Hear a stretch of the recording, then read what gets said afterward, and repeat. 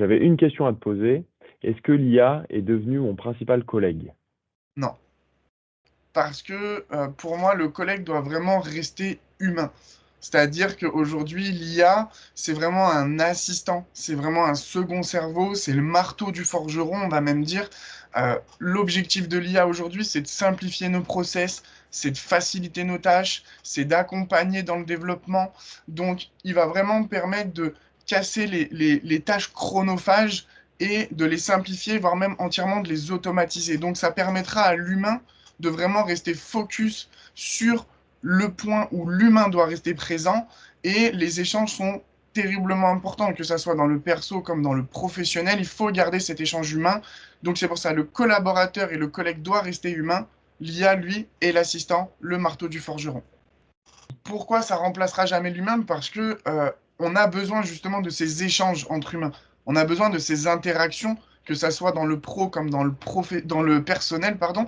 On a besoin vraiment de garder ce contact pour créer quelque chose de personnalisé, de sur-mesure. Donc l'IA, lui, va performer dans notre assistana. Par contre, certainement pas remplacer l'humain. On a vraiment besoin de garder ce visuel.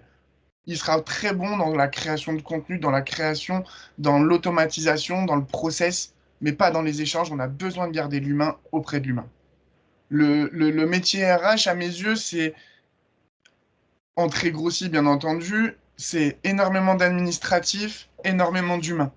Si on automatise les process répétitifs, les chronophages et tout, l'administration qui peut être justement automatisée, simplifiée et gérée par de l'IA, en optimisant l'humain sur le côté humain des besoins RH, on va justement pouvoir leur débloquer du temps et donc faciliter ces échanges et retrouver des interactions humaines. Déjà, premièrement, je n'aime pas dire mot collègue parce que moi, pour moi, collègue, ça doit être humain. Donc, Ok. pour moi, vraiment, l'IA, on va dire que c'est un super assistant dans le sens où il a la capacité d'automatiser des tâches, de gérer des process, de simplifier justement la création, que ce soit la création de contenu, que ce soit la création justement marketing, sales, voilà. C'est vraiment la possibilité justement de pouvoir simplifier toutes ces choses-là, peu importe les pôles, peu importe les secteurs, les besoins. Donc au final, réellement, l'IA, c'est vraiment un super assistant, c'est un second cerveau, en fait, carrément, qui va vraiment permettre d'optimiser toutes ces tâches à chaque niveau de préparation. Donc c'est vraiment un complément fort de l'humain qui va permettre justement, encore une fois, je dis toujours en fait la boucle, mais de booster, d'assister, de dégager du temps et donc justement de permettre d'être plus focus sur les tâches où les humains doivent rester présents. Il faut Ça- garder cet esprit humain, mais justement, l'IA va vraiment être l'assistant de chaque personne, quoi. Ouais, alors, comment tourner ça correctement, du coup?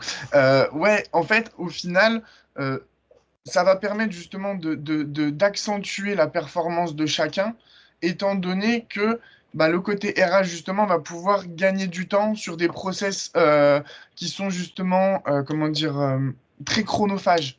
Donc toute la création de documents, toute la transmission, tout le suivi RH, toutes les choses comme ça vont être ultra simplifiées sur des process directs.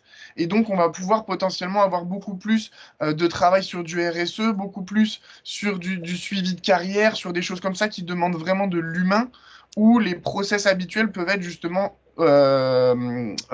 automatisés, quoi.